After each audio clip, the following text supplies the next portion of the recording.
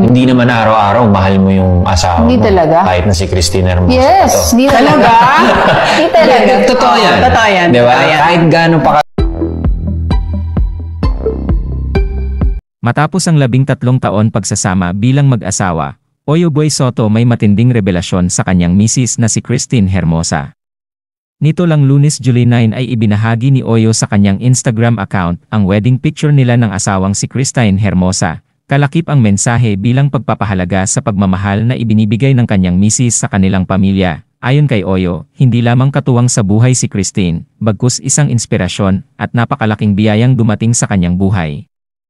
13 years ago, I married the woman I dearly love. She's been my partner in everything, my inspiration, and one of the biggest blessings in my life. She has shown me what true care and love mean. Now that our family is growing, I can't wait to continue showering our family with the same alaga she's been giving us all these years. Para kitang-kita ang alaga sa mga kids at ganda ni Andrea, just like her. Si Andrea ay ang kaisa-isang babae sa 5 anak ng mag-asawa na magiging 6 na ngayon dahil last February ay inanunsyo ng couple ang pagbubuntis muli ni Christine Hermosa.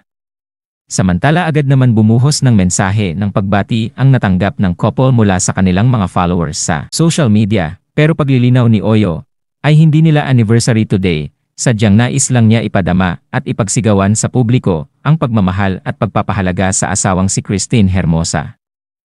Komento pa ng ilang netizens, kahit sino sigurong lalaki ipagmamalaki ang asawa niya, lalo na't mahal na mahal niya.